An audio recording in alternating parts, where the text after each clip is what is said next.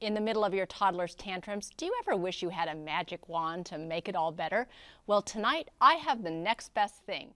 Two experts are here to help us learn how to manage toddlers so they're not managing us. Next on Speak Your Mind.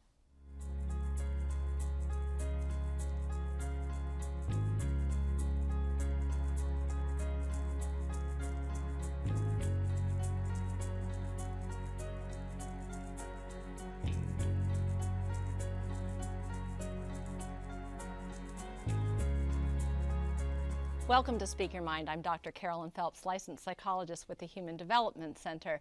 Toddlers can be sweet, funny, and downright frustrating for parents. And if you're a parent of a toddler, you must have had the thought, what do I do now? Well, tonight, our guests share their expertise and tips on parenting toddlers. If you have a question on tonight's topic, call the numbers on your screen right now. Locally, dial 218-788-2844 or call toll-free at 1-877-307-8762. And you can also text us your questions or email them using the number or address listed at the bottom of your screen, and we'll be taking your questions during our entire show tonight. Let's begin first, of course, by introducing our guests. Marlis Johnson works as an infant and early childhood mental health consultant, providing direct services to parents and their children and training for Head Start and other early childhood programs. And Deidre Quinlan works as the teen parent specialist for the Duluth Public Schools and as a consultant to early childhood programs serving high-risk families. Thanks to both of you for being here tonight. And I thought a really good place for us to start would be, and Marlis, I'm going to start with you. I'll have you start. Would be to tell us who are these toddlers? Who are toddlers as a species? I guess I would say. What are they like? And you know, a question my producer asked me this evening when we were talking about the show. He said, "What age does that start at, and what age does it go to?" We can even start there with some little description of the toddler. Well, the toddler is the child is that just emerging from infancy. You know, in terms of ages, you would think of a toddler maybe starting at about 15 months of age maybe, and going up till 3. And it is really a time when they're beginning to explore the world away from their parents. So they're exerting independence, but they don't want to get too far away, and yet they want to try it on their own. They are what I would call sort of a classic example of ambivalence. I want it, I don't want it. I want it, I don't want it. I want you, I don't want you. That kind of it's always playing in that kind of a struggle. And Deidre, what are toddlers in general sort of capable of knowing and understanding, and how do they communicate that to us? Well, toddlers are an interesting age to think about because at the beginning of the early ages of a toddler, when they're 15, 16 months, they might only know how to speak a few words, but they understand quite a few. And by the time they reach 3, we would hope that they have a pretty extensive vocabulary. You know, by the time they're at preschool age, we would hope that they're up to about 1,600 words. But when they first start out being called a toddler, they might only be able to speak 6 words at that point. They're kind of almost like adult foreign language people, right? You know, right? They can say a few words, but they're able to understand far more. Yes. And I would imagine sometimes, because they can only speak a few words, that must be that must be a little bit where the frustration factor comes in. Am I on the right track here? Absolutely, Marlis? absolutely, because they have an idea in their head of what they want to do, but they can't really let anybody else know that except through their actions or behavior. So, or their, you know, gestures or whatever. And so they're also just beginning to understand what they're capable of. And so sometimes they think they're more capable than they are. And all of that is, it is just it's a really an interesting time. And it, you know, you either sort of love to be a part of that struggle as an adult, or it's really challenging. And every parent has, I talk with parents, and the parents that I work with is that every parent has maybe their easy age of the child, that where this is the easiest time for me to parent my child was when they were fill in the blank, and that varies from person, from parent to parent. And what you were just saying, Marlis, is that for some parents the toddlerhood can be a real struggle. I mean, the classic example of terrible twos, people call it the terrible twos, and that just reflects, I think, the attitude of adults in terms of dealing with that. That means that that's hard for them. And that seems like such a setup too, right? For parents. If I'm a new parent, and I'm thinking of, and I have my 1-year-old, and now I'm anticipating moving into this, I'm all of a sudden not looking forward to that as much. And so let's talk a little bit then, Deidre, about what can we expect from toddlers? Curiosity. I think that's the, toddlerhood is really all about exploration. They are mobile, and before, when they were little and they were infants, they could do a lot of exploring from our lap, and they might cue us by pointing or smiling or whining and gesturing, and the parent would bring the world to the child. The toddler is mobile, and so the toddler takes off and goes out to explore the world on their own, which becomes a challenge for parents. And which is why toddlers, one of their favorite words is no, because all they hear all day long is no, because they are constantly out there checking out the world and then checking back in with mom, dad, caregiver to see what their reaction is to what they're exploring. And so, in fact, that was going to be one of my questions. What is the toddler's fascination with the word no?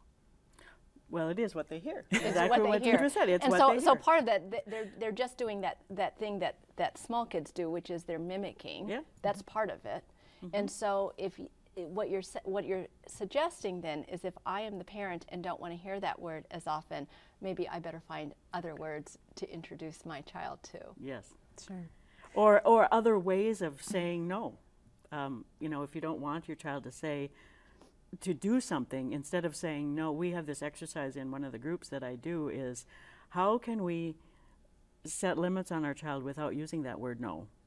Because there's a feeling that goes with no. It's restriction.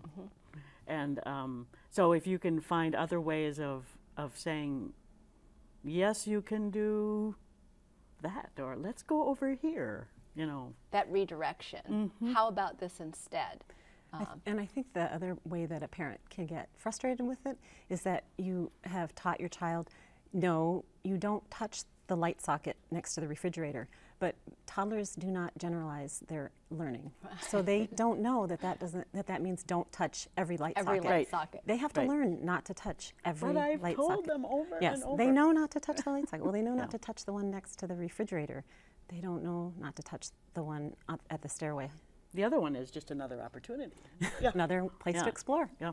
Another place to explore. And so when I think about, if I think about teenagers, and the task of teenagerhood is separation and individuation, what I'm hearing from both of you is one of the tasks for toddlerhood is exploration then. And that you were saying that's the main task for them, is exploration, driven by their natural curiosity of their brain. And their new ability and skill to move themselves.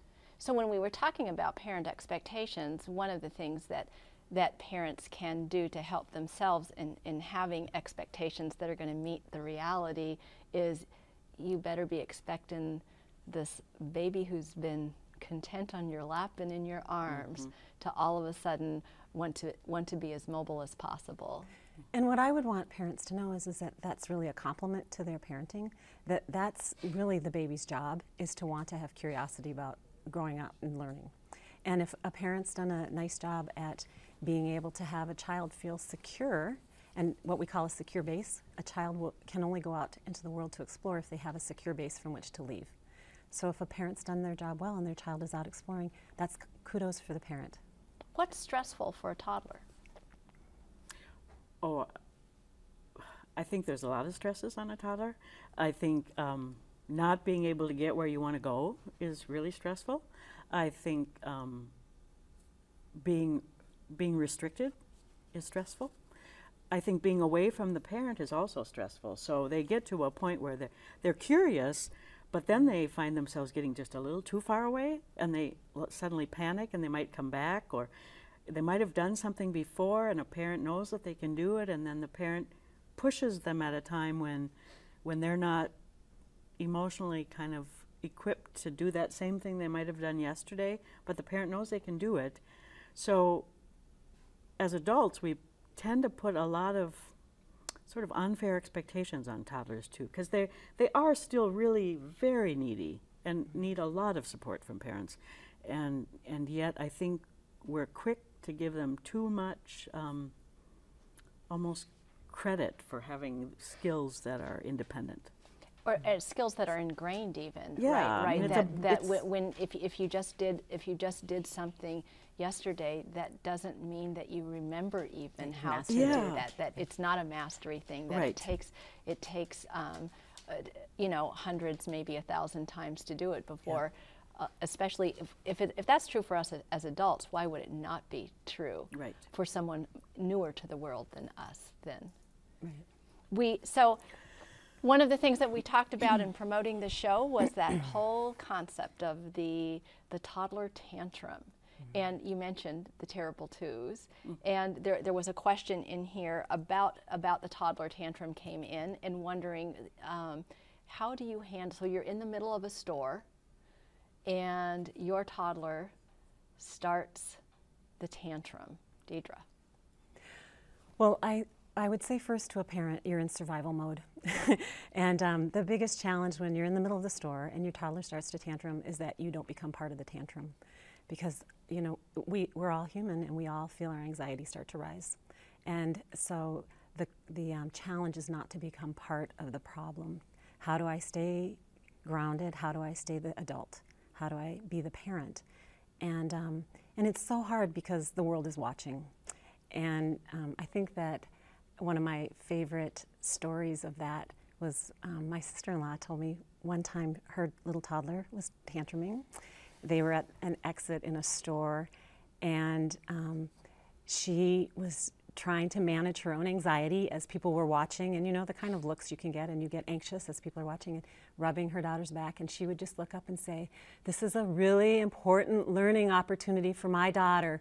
Thank you for your patience. This is a really important time."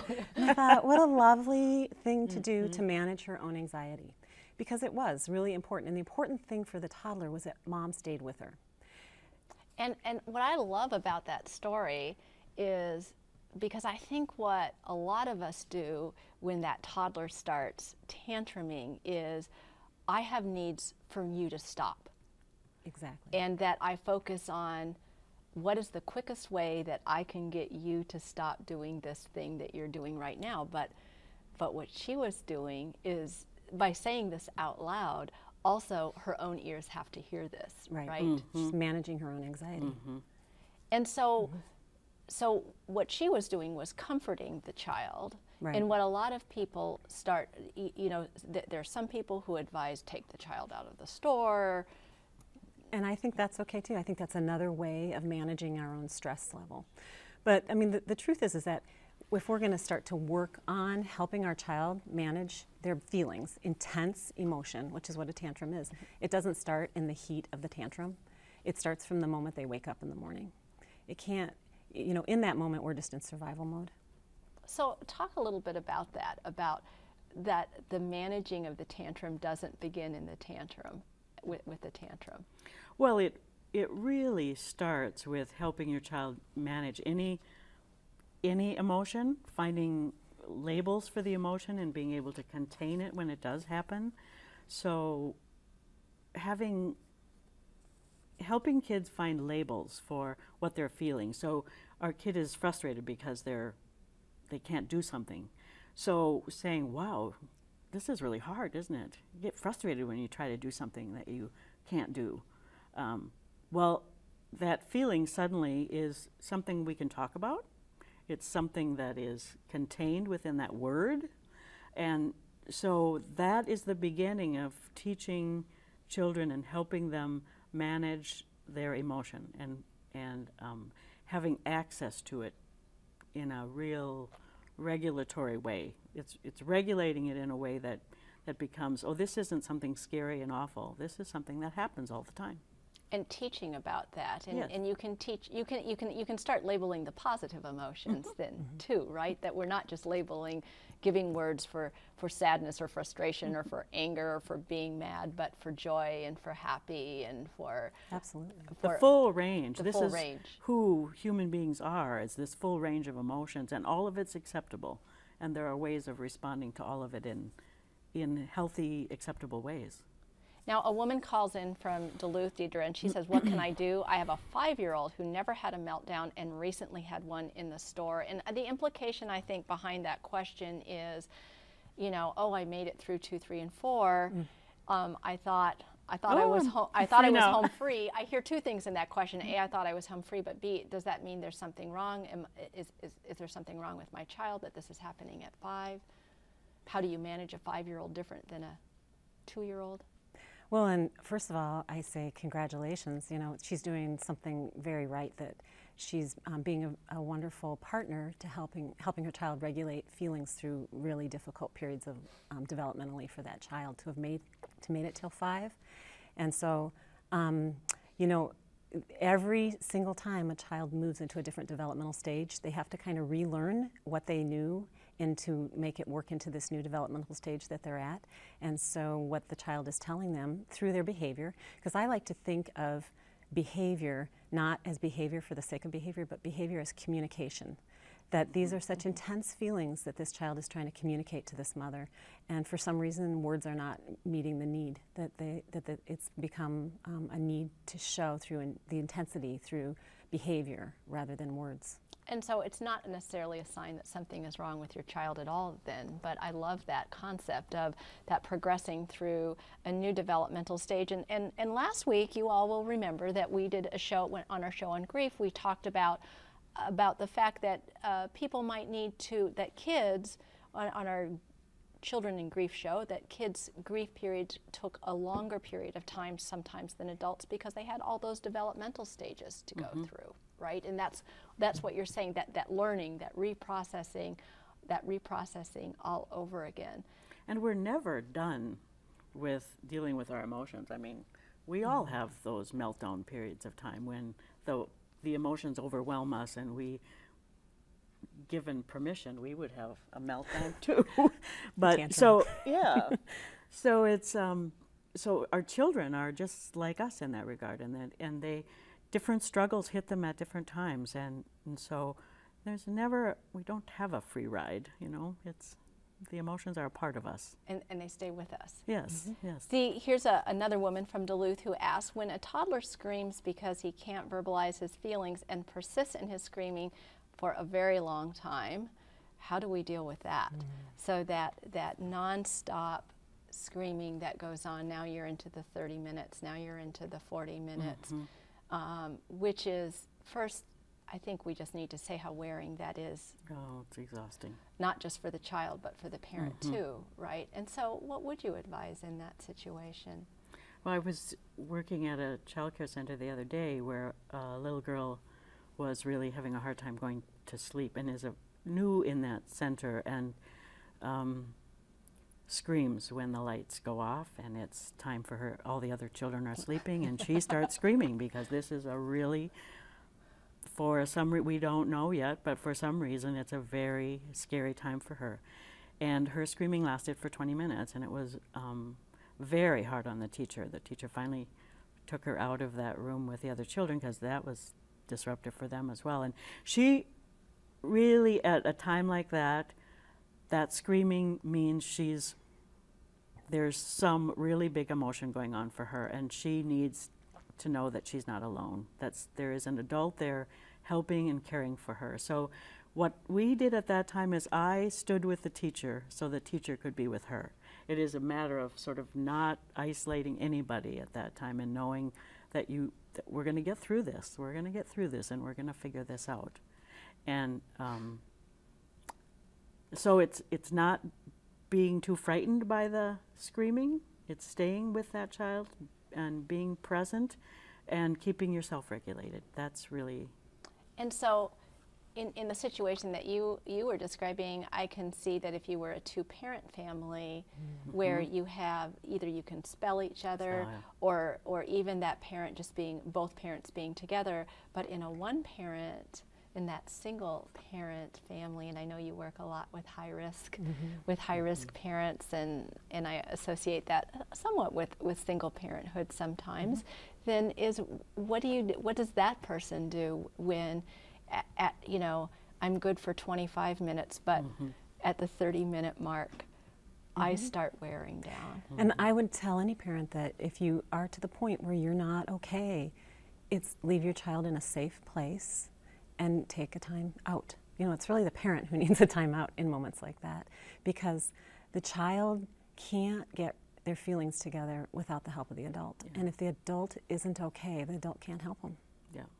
And a safe place, usually in that case, is their bed. A crib. A crib. If they're in a crib or in their room for a minute. And in a situation where you have kids who are sharing room, and what made me think of that was in this situation. Sure. There were 20 children. Yeah, there was a lot of sharing of the room going on, right? But so you don't have enough bedrooms. And the kids share a room, and one starts crying, and the parent is like, well, I don't want to, you know, it's like, oh, I don't want to wake up the other one. I know the other one's going to be awakened, and do I take the one that's crying out of the room, but then am I reinforcing bad behavior?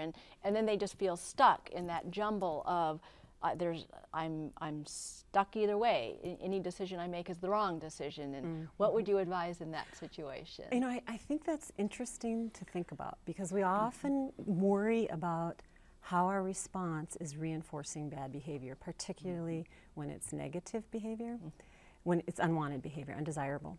And so we often think that if we coddle or baby our children when they're having a tantrum, what we're going to do is just make it worse for ourselves in the long run. We're reinforcing this bad behavior. But if we think of it as not for behavior's sake, but behavior that's communication, what our children are telling us is that they have intense feelings that they can't manage on their own. And so taking them with you to go sit in a safe room, if you establish that this is our safe spot to sit together when you feel overwhelmed, I think that's a great plan to have a strategy like that. Because what we want to do is, I don't think that any person wants to grow up to see that behavior. We don't want our children to learn that they have to manage big feelings on their own, because as they grow up, then what they're going to learn is to be all alone in how they feel. Well, and I don't want to manage big feelings on my own. Exactly. No. I want to have friends. I want to have all my go husband. And looking for somebody. Right, right. And so what you said was just so wonderful right now, because it's like, oh, well, if I as an adult, an intelligent adult with resources, want somebody to help me, why would we leave a child there to, well, good luck figuring that out. And that child isn't having any fun either. They don't want to be screaming. No. You know, they don't want to be doing this. They want to do something else, but they don't know how to do it. And it's tricky business, because on the other hand, what we want is we want our child to know that they don't have to always depend on someone to manage their feelings. I mean, you don't want to grow up to be an adult who can't manage on your own either. Right. You need a healthy balance between knowing how to self-regulate on your own, how to manage to a certain extent, and also how to be with other people and depend on others. And that's what this is all about, is practicing 1,000 times through our lives. And that's when you say we need to start when they wake up in the morning. Right. I mean, it needs to be practiced when they're in good shape, not when they're in the middle of the tantrum. You can't practice it then. But you can practice it in all those little bumps during the day when their emotions start rising, and you say, whoa, this is the time we need to take a deep breath. Let's breathe together. Feel mama breathe. You know, let's breathe together. Feel my body. And do that with them, so they begin to learn how to do that on their own eventually. And as a parent, I can't think of any better thing to be doing when your child is crying like that, and for you to be taking those deep breaths. And so what I love about that concept of teaching right along is that it forces you to do that. You bet. And we know the instant somebody starts engaging and that good belly breathing, that they're just going to calm themselves right down, whether they like it or not. Yeah. Right? And another way I like to think about it when children tantrum is I have to start thinking about, okay, well, these are really big feelings, and what they are doing is they're saying to me, I need you to help me manage these feelings. I mean, that's what they're really saying. They're saying, I need you to be in charge. I want you to be in charge because I am feeling out of control. So if we leave them, or if we tell them to go take a time out, or if we yell at them or something like that, what we're telling them is that you're going to have to do it by yourself. Yeah, I can't help you. The other thing that I like about the way you've just phrased this is, if I view it as my child is telling me that they need me, instead of my child is engaging me in battle. Right. If I think you need me, then I want to go towards you. Absolutely. If I think you're picking a fight with me or irritating me or frustrating, then all I want it to do is to stop, and now it's back about my needs and it's no longer Yes. about your needs. And I often ask parents to think about, have you ever been blamed for something? Has anyone ever blamed you for something? And how does blame ever help? All communication stops. I mean, do you ever feel like you could ask somebody, if I'm blaming you, do you feel like you could come to me for help? And so often I think we blame toddlers for their behavior. You're manipulating, you know, you want to get your way, you're stubborn. But if we approach it through that lens, then it's easy to dismiss the need. If we approach it through the lens of, you're struggling to try to communicate and you need me to take charge and help you, then it makes it feel different. And I think it makes it more tolerable. And we are out of time. Thank you so much for coming here. So what's the take-home message? The take-home message is your child's trying to communicate to you and wants your help. That's the basic take-home message. And that for us as adults and parents to learn to manage our own emotions so that we can help our toddlers manage their emotions. Don't forget to visit us on the web at speakyourmindonline.org, where you can find a schedule of our topics and resource links, and read my blog, the place where I answer more of your questions. And you can also email us your questions about next week's show, when we're going to go all Mythbusters on you and debunk some of the top misconceptions about mental illness. Now, I'm really looking forward to this because we have two super special guests, and one is the Lieutenant Governor. I know. I'm Dr. Carolyn Phelps. Thanks for watching, and good night.